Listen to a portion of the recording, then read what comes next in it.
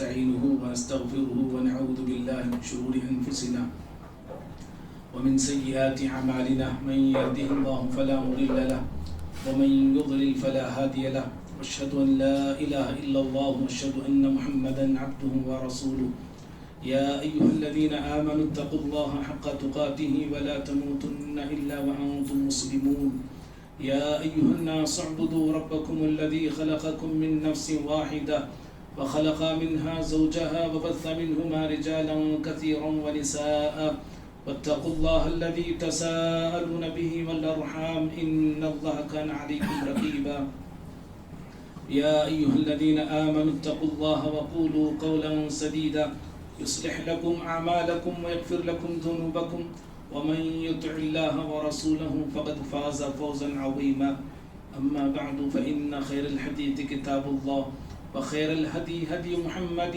صلى الله عليه وسلم وشر الأمور محدثاتها وكل محدثة بدعة وكل بدعة ضلالة وكل ضلالة في النار أعوذ بالله من الشيطان الرجيم بسم الله الرحمن الرحيم ولو ترى إذ وقفوا على النار فقالوا يا ليتنا نرد ولا نكذب بآيات ربنا ونكون من المؤمنين.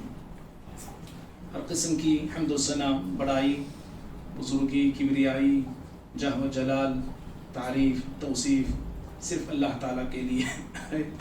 درود و سلام ہو تمام نبیوں پر، بالخصوص میرے اور آپ کے نبی احمد مجتبی محمد مصطفیٰ صلی اللہ علیہ وسلم کی ذات اقدس و مقدس پر. اللہم صلی وسلم وبارک علی نبینا محمد صلی اللہ علیہ وسلم. بھائی تھوڑا سامنے آئیے. محترم دینی بھائیوں، ابھی میں نے خطبہ مسنہ کے بعد سورۃ الانعام سورہ نمبر 6 کی آیت نمبر 20 پر 7 پڑھا ہوں. اللہ رب العالمین اس آیت میں جہنمی لوگوں کی ایک آرزو، ایک تمنا، اس کو بیان کیا ہے.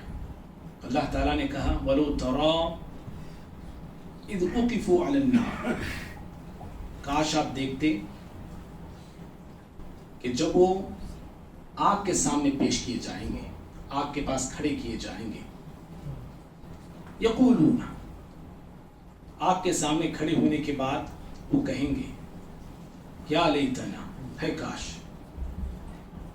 نردو، ہمیں لوٹایا جاتا، یعنی دنیا میں بھیجا ہمیں جاتا، ولا نکذب بآیات ربنا، ہم اپنے رب کی آیات کو نہیں جھٹلاتے.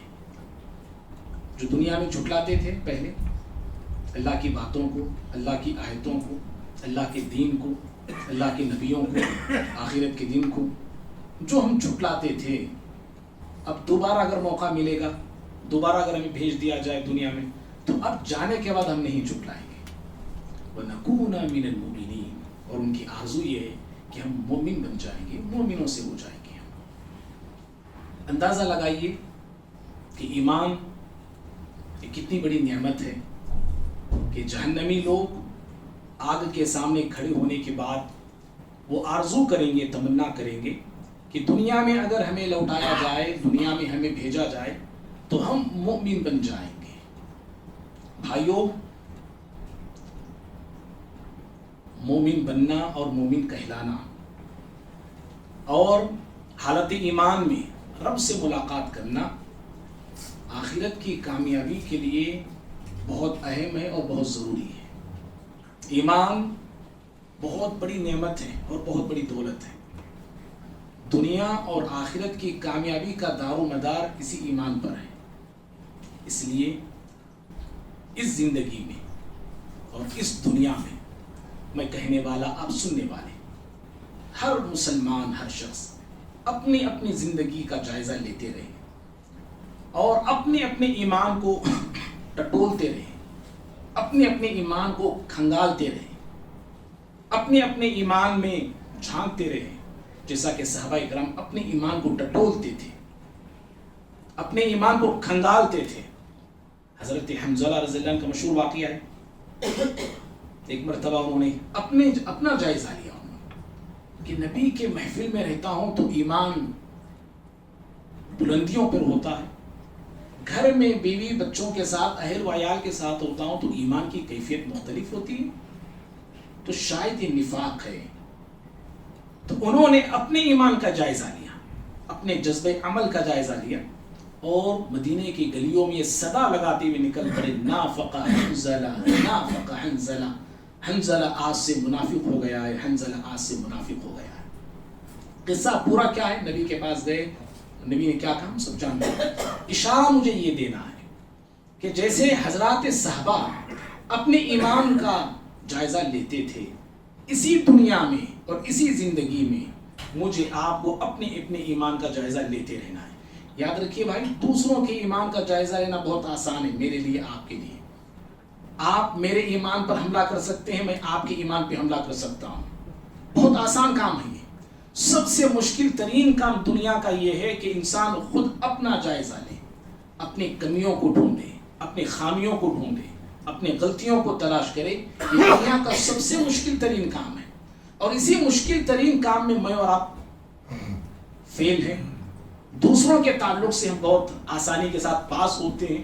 اپنے ایمان کا جائزہ لینا ہے اور لیتے رہنا ہے، ایک بار نہیں، ہمیشہ لینا ہے، ہر بار لینا ہے، ہر وقت لینا ہے، اور زندگی تمام اپنے ایمان کا جائزہ لیتے رہنا ہے۔ کیوں؟ اس لیے کہ شیطان کا جو حملہ ہوتا ہے میرے آپ کے ایمان پہ ہوتا ہے۔ شیطان جو ڈاکہ ڈالتا ہے ہمارے ایمان پہ ڈاکہ ڈالتا ہے۔ شیطان جو لوٹنا چاہتا ہے مجھ سے، آپ سے، میرا مال، میری دولت، آپ کا مال، آپ کی دولت نہیں، بلکہ دولت ایمان کو لوٹنا چاہتا ہے، نعمت دین کو وہ ہم سے لوٹنا چاہتا ہے۔ اس لیے ایمان کے معاملے میں ہر مسلمان کو چوکنا رہنا چاہیے، ہوشیار رہنا چاہیے، چاق و چوبند ہونا چاہیے۔ اور بھائیوں دیکھیے، ایمان کا جائزہ ہم کو کیسے لینا ہے؟ ایمان کا جائزہ اس ناحیے سے لینا ہے کہ میں مومن ہوں، میں ایمان پہ ہوں، میں مومن ہوں، میں ایمان کے راستے پہ قائم ہوں۔ اگر میں اور آپ نے اپنے آپ کو مومن ہونے کا فیصلہ کر لیا ہے، بھائی میں مومن ہوں، میں الحمدللہ مومن ہوں، میں ایمان کے راستے پہ قائم ہوں، میں کیوں، کس چیز کو دیکھ کے میں نے آپ نے فیصلہ کیا؟ میں نمازیں پڑھ رہا ہوں، میں جمعہ سورہ کہف پڑھ لیتا ہوں، تب جو ہے ذکر و اذکار کر لیتا ہوں، قرآن کی تلاوت کر لیتا ہوں، صدقہ خیرات بھی تھوڑا بہت کر لیتا ہوں، رمضان آئے تو روزے چھوڑتا نہیں، میں عمرے بھی 1-2-3 ہو گئے ہیں، حج کا بھی اب انتظار ہے، حج بھی کر لوں گا میں۔ ایسی موٹی موٹی نیکیاں ہیں، اور ان نیکیوں کو لے کے میں فیصلہ کر دیا ہوں کہ میں الحمدللہ مومن ہوں۔ یاد رکھیے، میں اور آپ اپنے آپ کو مومن کہہ لینے سے مومن نہیں ہو جاتے ہیں۔ مومن کہلا لینا، مومن اپنے آپ کو بول لینا، یہ کہلانے سے، یہ بول لینے سے مومن نہیں ہوتے اور مومن نہیں بنتے ہیں، بلکہ مومن ہم کو بننا ہے رب کی نظر میں۔ اپنی نظر میں تو ہم مومن ہیں، ارے مومن کیا، اپنی نظر میں ہم جنتی بھی ہو چکے ہیں۔ اپنی نظر میں ہم جنتی ہیں، تبھی تو آرام سے جی رہے ہیں۔ نمازیں چوکتی ہے تو کیا پرواہ ہے جی، دین کے تقاضے جاتے ہیں تو کیا پرواہ ہے مجھے آپ کو، کچھ نہیں ہے، بے فکری کے ساتھ ہم جی رہے ہیں، سمجھ؟ جنتی بھی ہو چکے اپنی نظر میں۔ اپنی نظر میں مومن بن جانا، اپنی نظر میں جنتی ہو جانا، یہ کامیابی نہیں ہے، یہ جو دلاسا ہے، یہ مجھے آپ کو، ہم اپنے آپ کو دلاسا دے رہے ہیں۔ اللہ رب العالمین کی نظر میں ہم مومن ہیں کیا؟ ہم مومن ہیں، کہتے بھی ہیں، سمجھتے بھی ہیں، دعویٰ بھی کرتے ہیں، کیوں؟ خاندانی ہے نا، خاندانی ہے اس لیے مومن ہے۔ کیا ہم خاندانی ہیں اس لیے مومن اپنے آپ کو سمجھ رہے ہیں، یا ہم قرآنی مومن بننا چاہتے ہیں؟ خاندانی مومن بننا ہے یا قرآنی مومن بننا ہے؟ اللہ نے قرآن میں جن بندوں کو مومن کہا، قرآن میں اللہ نے جن مومن بندوں کی جو اوصاف بیان کیے، مومن بندوں کے جو صفات بیان کیے، کیا ویسے ہم کو مومن بننا ہے یا خاندانی، زمانی، مکانی مومن بن کے رہنا ہے؟ معزز بھائیوں، قرآن اور سنت، قرآن اور حدیث یہ آئینہ ہے، جی آئینہ ہے یہ۔ اس آئینے میں کہنے والا، آپ ہر شخص، ہر مسلمان اس آئینے میں اپنے آپ کو چیک کر لینا ہے، اس آئینے میں اپنے آپ کو دیکھ لینا ہے، آیا قرآن حدیث میں جو باتیں بتائی گئیں وہ باتیں میری زندگی میں ہیں، وہ باتیں میرے اندر پائی جاتی ہیں؟ اس آئینے میں ہر شخص اپنے آپ کو دیکھ لینا چاہیے، کافی ہے۔ اور جب ہم اس آئینے میں اپنے آپ کو دیکھیں گے، چیک کریں گے، تو پھر اپنی زندگی کو بھی سدھار پائیں گے، اپنے اعمال کو سدھار پائیں گے، اپنے اطوار اور طور طریقوں کو ہم سدھار پائیں گے۔ تو بھائیو بہرحال یہ مختصر موٹی موٹی باتیں میں نے آپ کے سامنے رکھا. تو کیا ہم مومن ہیں؟ مومن بننے کے لیے کیا کرنا ہے؟ اس سے پہلے 2 جمعہ ہم 2 باتیں ہم نے سنی تھی. ایک تو یہ مومن وہ ہوتا ہے جو موحد ہوتا ہے. مشرک انسان جو شرک کرتا ہے وہ مومن کہیں کا ہوا. جو اللہ کے ساتھ کفر کرتا ہے وہ مومن کیا ہو سکتا ہے؟ بدعاتوں پہ چلنے والا, نبی کی سنتوں کو چھوڑ کے بدعات سے اسے محبت ہے, بدعات سے اسے لگاؤ, وہ کیسا مومن ہے؟ مومن کبھی غیر اللہ کے سامنے ماتھا نہیں ٹیکتا ہے. مومن کبھی غیر اللہ کے سامنے اپنے دامن کو نہیں پھیلاتا ہے. مومن کبھی غیر اللہ سے ڈرتا نہیں, وہ ڈرتا ہے تو صرف اللہ سے ڈرتا ہے. مومن کا سینہ اللہ رب العالمین کی توحید سے معمور ہوتا ہے, اور جہاں اس کی توحید مضبوط ہوتی ہے, جہاں اس کی توحید مستحکم ہوتی ہے, جہاں اس کی توحید قوی ہوتی ہے, وہیں پر وہ دوسری چیز مومن اللہ کی محبت میں بھی مضبوط ہوتا ہے, اللہ کی محبت میں مستحکم ہوتا ہے. وہ دنیا اور دنیا کی تمام چیزوں سے بڑھ کے خالق سے محبت کرتا ہے, اپنے رازق سے محبت کرتا ہے, اپنے مالک سے محبت کرتا ہے, اس کے دین سے محبت کرتا ہے, اس کے کلام سے محبت کرتا ہے, اس کے نبی سے محبت کرتا ہے. سب سے پہلے سب سے بڑھ کر وہ اللہ سے محبت کرنے والا ہوتا ہے. مال سے, دولت سے, عہدوں سے, حکومتوں سے, ان چیزوں سے مومن کو محبت نہیں ہوتی ہے, بلکہ مومن ان چیزوں کو برتنے کی چیزیں سمجھتا ہے. یہ استعمال کی چیزیں ہیں, یہ بس اس کو وہ مقصد نہیں بناتا, اسی کو وہ ٹارگٹ نہیں سمجھتا ہے. اس کا مقصد اللہ کی محبت ہوتی ہے, اللہ کو پانا, اللہ کی محبت کو پانا, اللہ کی محبت میں لٹنا, اللہ کی محبت میں لٹانا مومن کا یہ مقصد ہوتا ہے, اور ایسا ہی انسان مومن کہلاتا ہے. اور تیسری چیز آج جو مجھے آپ کو بتانی ہے کہ مومن کون ہوتے ہیں, اور مومن بننا ہے تو ہمیں کیا کرنا چاہیے. جی, مومن بننا ہے تو کیا کرنا چاہیے؟ آدھار کارڈ بنا لینا کیا؟ کوئی ایسا کوئی الگ سے کارڈ ملتا ہے مومن کا؟ نہیں نہیں نہیں. اللہ رب العالمین نے مومن بندوں کے جو اوصاف, جو صفات, جو نشانیاں قرآن مجید میں گنوایا ہے, قرآن مجید میں بتوایا ہے, اگر ان اوصاف کو میں اور آپ اپنی زندگی میں لاتے ہیں تو ہم مومن کے راستے پہ یا ایمان کے راستے پہ ہم چلنے والے بن سکتے ہیں. بھائیو, مومن بندے وہ ہوتے ہیں, غور سے سننا ذرا باتوں, مومن بندے وہ ہوتے ہیں جو اللہ کے لیے, اللہ کے دین کے لیے مخلص ہوتے ہیں. بات سمجھ میں آ گئی آپ کو؟ کون مومن؟ اللہ کے لیے مخلص, اللہ کے دین کے لیے مخلص. ہمیشہ وہ دین کا بھلا چاہتا ہے, ہمیشہ وہ اللہ کے دین کا خیر وہ چاہتا ہے. میرا نقصان ذات کا ہوتا ہے تو ہو جائے, اللہ کے دین کا نقصان نہ ہو. اس کا ہر کام, اس کا ہر اٹھنے والا قدم, اس کا ہر عمل, اس کی ہر نیکی اللہ کی رضا کے لیے ہوتی ہے. جی, لوگوں کی رضا وہ نہیں چاہتا, لوگوں کی خوشنودی نہیں چاہتا, لوگوں کو وہ اپنے اعمال اور اپنی نیکیاں وہ دکھانا نہیں چاہتا. نہ عزت کے لیے وہ کام کرتا ہے, نہ شہرت کے لیے کام کرتا ہے, نہ اپنی دولت ظاہر کرنے کے لیے کرتا ہے, نہ اپنی عبادت اور تقوی کا روپ چھاننے کے لیے وہ کرتا ہے. اس کی نظر ہمیشہ اللہ کی رضا پہ ہوتی ہے. وہ چاہتا ہے کہ اللہ کی خوشنودی کو پالوں میں. وہ مومن ہے. مومنوں کا طریقہ یہ ہوتا ہے. قرآن میں اللہ نے کہا, سورۃ النساء میں 40ویں سورت ہے, آیت نمبر 140 پر 6 میں اللہ نے کہا, الا الذین تابوا واصلحوا واعتصموا باللہ واخلصوا دینہم للہ فاولئک مع المؤمنین وسوف یؤتی اللہ المؤمنین اجرا عظیما.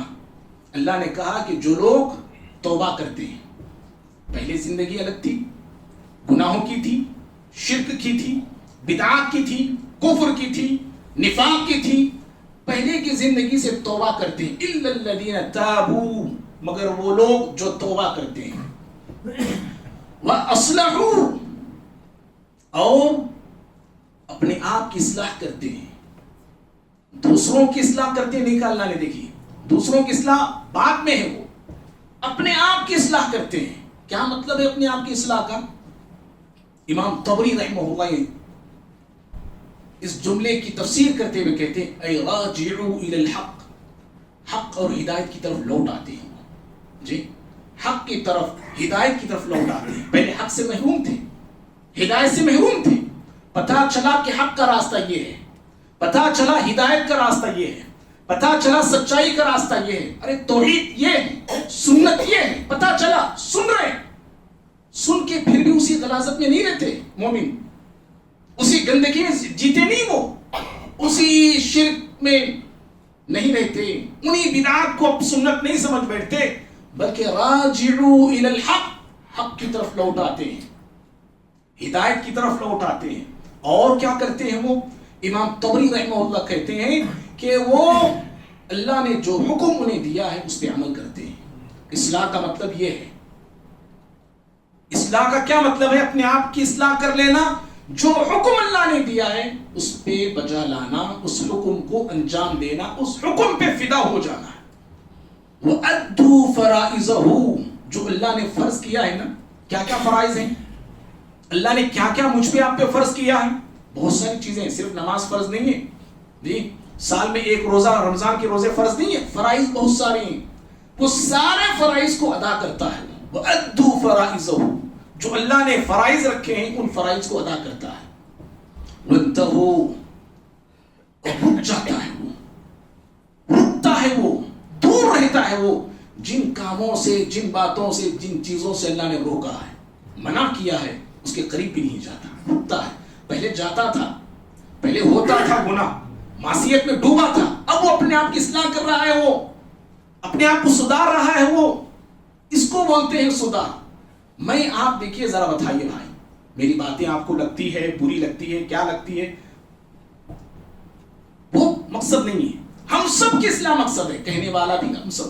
میں آپ چند سال پہلے سمجھیے، صحیح راستے پہ آنے سے پہلے کیسے تھے، جو تھے، جیسے تھے، اللہ نے ہدایت دیا، صحیح راستے پہ آئے، سچائی پر آئے، قرآن سنت کو ماننے والے بنے. کتنی ایسی عادتیں ہیں جو پہلے تھی آج بھی میرے اندر، آپ کے اندر موجود ہیں. جی کبر موجود نہیں ہے، پہلے تھا، آج تو اور بڑھ گیا ہے. تھوڑا علم آ گیا، سنت کو جاننے والے بن گئے، توحید پر عمل کر تو اور کبر ہمارا بڑھ گیا ہے. غصہ پہلے تھا اور زیادہ غصہ ہو رہا ہے. یہ اصلاح ہوتی ہے؟ یہ جی اللہ نے کیا کہا امام طبری نے؟ اللہ نے جن کاموں سے روکا ہے، منع کیا ہے، اس سے رک جانا ہے. تو دوسری چیز یہ ہے. اور تیسری چیز اللہ نے کہا وَاعْتَصِمُوا بِاللَّهِ، اللہ کو مضبوطی سے تھام لینا ہے. اللہ کو کیسے تھامیں گے ہم؟ جی قرآن کو تھامنا، وہ تو آئے تھے سورہ آل عمران، وَاعْتَصِمُوا بِحَبْلِ اللَّهِ جَمِيعًا وَلَا تَفَرَّقُوا، اللہ کی رسی کو مضبوطی سے تھام لو. سورہ نساء میں اللہ اگر اللہ کو تھام لو، کیا مطلب اللہ کو تھامنے کا؟ امام طبری رحمہ اللہ اس کی تفسیر کرتے ہیں. اللہ کو تھامنے کا مطلب یہ، اللہ کے جو وعدے ہیں ان وعدوں کو تھام لو. اللہ نے جو وعدے ہم سے لیے ہیں ان وعدوں کو پکڑ لو. کیا وعدے اللہ کے ہیں؟ اللہ ہی کی عبادت کرنا، یہ اللہ نے ہم سے وعدہ لیا ہے، اس پہ قائم رہو. اللہ ہی کی اطاعت کرنا، اس پہ قائم رہو. اللہ نے ہم سے عہد لیا ہے معصیت اور نافرمانی کے کام نہ کرو، اس کے قریب نہیں جانا ہے. اللہ کے یہ وعدے ہیں، اللہ ان وعدوں کو اگر تھامتا ہے اس کا مطلب یہ کہ اللہ کو تھام لیا ہے. اور اس کے بعد اللہ نے کہا ہوا اخلصوا دینہم للہ، اور اپنے دین کو اللہ کے لیے خالص کرتے ہیں. اصل یہاں یہ بات ہے، اپنے دین کو خالص کرتے ہیں. کس کے لیے؟ للہ، اللہ کے لیے. اللہ کے لیے ہر کام وہ کرتے ہیں. دین میں آئے، دین پہ ہیں، دین کا کام جو بھی انجام دیتے ہیں وہ اللہ کی رضا کے لیے کرتے ہیں، اللہ کی خوشنودی کے لیے کرتے ہیں. اللہ نے کہا فَأُولَٰئِكَ مَعَ الْمُؤْمِنِينَ، ایسے لوگ جو یہ کام کریں گے، توبہ کرتے ہیں، اپنے آپ کی اصلاح کرتے ہیں اور پھر اللہ کو تھام لیتے ہیں اور اپنے دین کو اللہ کے لیے خالص کرتے ہیں، اللہ نے کہا ایسے لوگ ایمان والوں کے ساتھ ہوں گے. فَأُولَٰئِكَ مَعَ الْمُؤْمِنِينَ، ایمان والوں کے ساتھ ہم ایسے لوگوں کو رکھیں گے. وَسَوْفَ يُؤْتِ اللَّهُ الْمُؤْمِنِينَ أَجْرًا عَظِيمًا، اور بہت جلد اللہ مومنوں کو اجر عظیم دے گا. معزز بھائیوں، آیت سے آپ نے اندازہ لگایا ہوگا کہ اخلاص، ہر عمل میں اخلاص یہ بہت ضروری ہے. یہ اخلاص کے بغیر یاد رکھیے ہمارا ایمان نہیں ہے. ترغیب و ترہیب کی ایک حدیث ہے. نبی صلی اللہ علیہ وسلم سے کئی سوالات ہوئے اس حدیث میں. آپ سے ان میں ایک سوال یہ فمل ایمان. ایک شخص نے نبی سے سوال کیا, اللہ کے نبی صلی اللہ علیہ وسلم ایمان کیا ہے؟ آپ نے کیا کہا جانتے ہیں اس حدیث میں؟ آپ نے کہا الاخلاص. ایمان کی تفسیر, ایمان کی تشریح آپ نے اخلاص سے کی. ایمان اسی کا معتبر ہے جس کے اندر اخلاص ہے. جو بغیر اخلاص کے اور بغیر مخلص ہوئے جو ایمان کا دعویٰ کرتا ہے وہ مومن نہیں. ایمان کا دوسرا نام اخلاص ہے, اخلاص کا دوسرا نام ایمان ہے. اخلاص اعمال کی قبولیت کے لیے شرط ہے. یہ جی میری نیکیاں, آپ کی نیکیاں, عبادتیں, نماز, روزے, سب کچھ جو بھی ہم عمل کرتے ہیں نا, جو بھی نیکی کرتے ہیں وہ قبول ہوتے ہیں اخلاص کے بلبوتے پر, اخلاص کی بنیاد پر. کوانٹٹی اللہ نہیں دیکھتا ہے. عبادت کی کیفیت اللہ نہیں دیکھتا ہے. کیا لمبی عبادت کر رہا ہے, او کتنا لمبا صدقہ اس نے کیا, اللہ یہ نہیں دیکھتا ہے. اور کتنے حج کر کے آئے, اللہ یہ نہیں دیکھتا ہے. ایک حج بھی کیا ہے بندہ اخلاص سے کیا ہے کہ نہیں کیا, 10 حجہ کیا ہے, اخلاص ہی نہیں ہے, وہ حجہ کیا ہوگے بھائی, کیا ہوں گے بتائیے؟ اللہ کے پاس قبول نہیں ہوتے. ہزاروں لاکھوں کا صدقہ آدمی دے رہا ہے, بغیر اخلاص کے دے رہا ہے. یاد رکھیے ہر عمل کی قبولیت کی بنیاد اخلاص پہ ہے, اخلاص پہ ہے. قرآن کی بڑی مشہور آیت ہے سورہ حج کی, اللہ نے کہا لن ينال الله لحومها ولا دماؤها ولكن يناله التقوى منكم. قربانی کا جو جانور ہوتا ہے اس کا گوشت, اس کا خون اللہ کے پاس نہیں پہنچتا ہے. اللہ وہ نہیں چاہتا ہم سے. اللہ چاہتے کیا ہیں؟ عمل کے ساتھ نیکی کے ساتھ اخلاص ضروری ہے. وَلَكِنْ يَنَالُهُ التَّقْوَى مِنْكُمْ. اللہ کے پاس پہنچنے والی چیز تقویٰ ہے. میرا دل کا حال ہے, میرا دل کا حال ہے, میری دل کی دنیا ہے, دل کی کیفیت ہے. اللہ رب العالمین بندے کے دل کے حال کو اور دل کے احوال کو دیکھتا ہے. اسی لیے امام ابن قیم رحمہ اللہ نے بڑی پتے کی بات بتائی. انہوں نے کہا کہ جو بندہ بغیر اخلاص کے اور بغیر اتباع سنت کے, کیا کہا انہوں نے, بغیر اخلاص کے اور بغیر اتباع سنت کے عمل کر رہا ہے, اخلاص بھی نہیں اس عمل میں, اتباع سنت بھی نہیں, صلی اللہ علیہ وسلم عمل کرتے جا رہا ہے. کہا اس آدمی کی مثال اس مسافر کی طرح ہے. جو مسافر سفر کر رہا ہے, دیکھیں سفر میں انسان اپنی ضرورت کی چیزیں لیتا ہے, ٹھیک ہے نا, جو اسے ضرورت ہے ایسی ضرورت کی چیزیں اپنے پاس رکھتا ہے. لیکن یہ ایسا مسافر ہے جو اپنے تھیلے میں یا اپنے بیگ میں سمجھیے وہ مٹی ڈالا ہوا ہے, مٹی ڈال کے چل رہا ہے, اس کا موٹا, اس کا تھیلا پورا مٹی سے بھرا ہوا ہے, اٹھائے ہوئے جا رہا ہے. امام ابن قیم رحمہ اللہ کہتے ہیں یہ مسافر جو مٹی کا تھیلا اٹھائے جا رہا ہے اسے سوائے مشقت اور تکلیف کی کوئی چیز حاصل نہیں ہوتی ہے.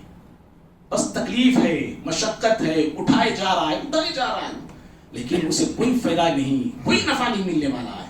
کہا انہوں نے ایسے ہی جو انسان بغیر اخلاص اور بغیر اتباع سنت کے عمل کرتا ہے, عمل کر کے تھک رہا ہے, اپنے آپ کو تھکا رہا ہے, وہ نمازیں لمبی پڑھ رہا ہے, مشقت, پاؤں میں, گھٹنا میں درد, اخلاص نہیں, اتباع سنت نہیں اس کی نماز میں, حج کر رہا ہے, لمبا حج, لاکھوں کا پیسہ, مشکل سفر کر کے آتا ہے, اخلاص بھی نہیں, اتباع سنت بھی نہیں.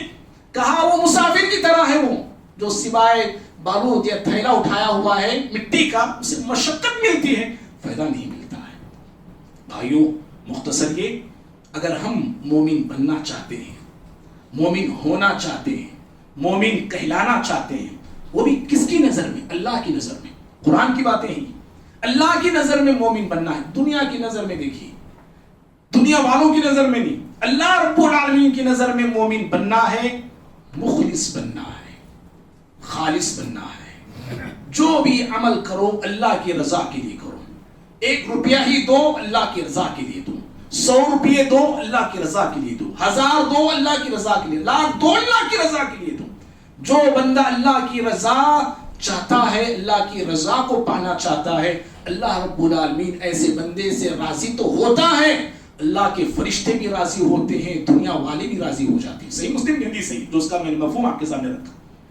اللہ کی رضا ہی نہیں ملتی، فرشتوں کی رضا ملتی ہے، فرشتوں کی بھی محبت ملتی ہے، اور دنیا والوں کی نظر میں بھی اللہ ایسے بندے کو جو اللہ کی محبت چاہتا ہے، اللہ کی رضا چاہتا ہے، بندے بھی ایسے بندے سے محبت کرنے لگتے ہیں.